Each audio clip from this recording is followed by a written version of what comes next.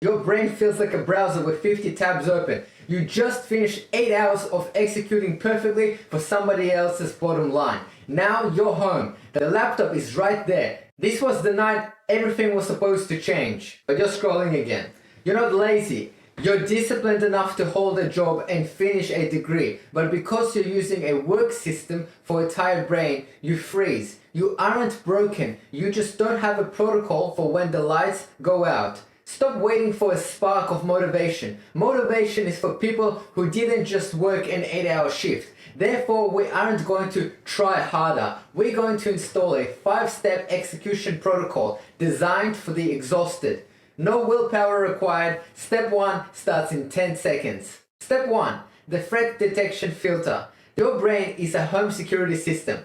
When you look at your big goals, your brain doesn't see a YouTube channel or a side hustle. It sees a burglar. It sees the threat of looking stupid or feeling bored, and it locks the doors to keep you safe. Research into temporal mood regulation proves procrastination isn't about time, it's about mood. We avoid tasks because our brain is protecting us from the anxiety of work.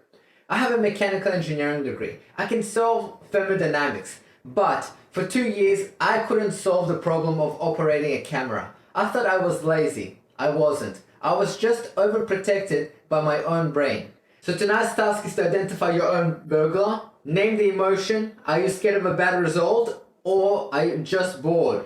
Once you name it, the alarm stops. Step 2. The low power task lockout. You've identified the emotion, but labeling it doesn't give you more power. But willpower is exactly like a smartphone battery. You spend 90% of it at work. Now you're trying to run a high drain app like building a business on a 10% charge. The system is going to crash every single time. I'll repeat that. IDC research shows inefficiency costs people 30% of their income potential. That inefficiency happens when you try to force high drain work on low power night. I work 7 to 3 retail. I used to come home and try to script for 4 hours. I failed for months. Therefore, I switched to the 10% rule. If my battery is red, I don't create, I prepare. I put the tripod out, I open the dock, and that's it. So tonight's task is to check your internal battery. If it's under 15%, no work. Just do 1 5-minute preparation for the task tomorrow. Step 3, kill the polishing loop.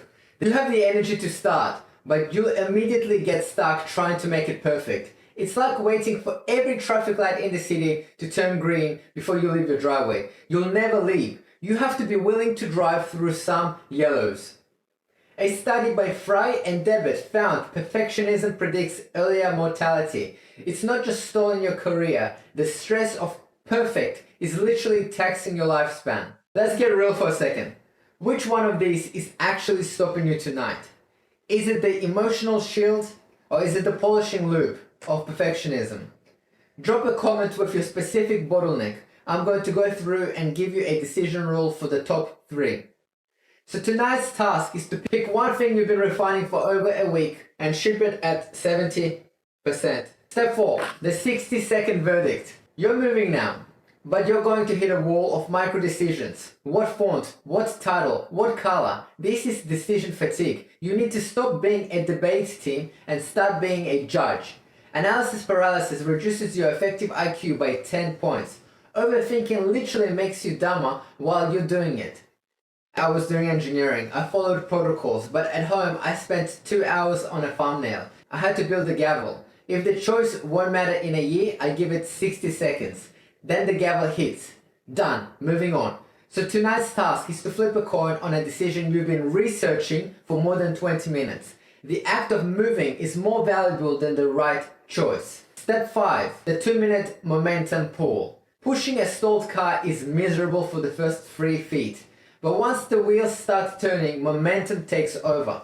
Your only job tonight isn't to drive to the finish line. It's just to get the car to roll 1 inch.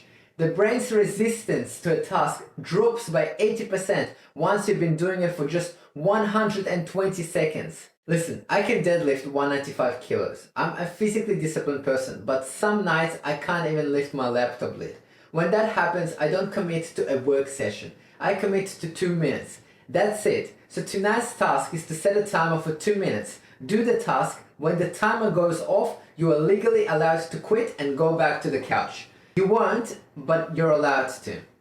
So let's recap. The shield. Name the fear so the alarm stops. The battery. Don't run heavy apps on a 10% charge. The 70% rule. Green lights are a myth. Start driving now. The gavel. 60 seconds to decide or a coin decides for you. Ignition. Just put the car for 2 minutes.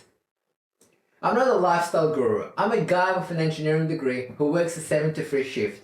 I was stuck for 2 years because I thought I needed passion. I didn't. I needed a system for when I was tired, frustrated, and overthinking. I'm not special. I just stopped trusting my feelings and started trusting my protocol. As you can see in this video, I look tired. I'm videoing this at 9 o'clock p.m. I just want it to be as authentic as I can. I don't want to make any excuses and I wanted to lead by example. So I put all 5 of these protocols into a system starter kit. It's the exact templates I used to ship videos whilst working a full-time job. It's free and in the description below. Stop executing for your boss and start executing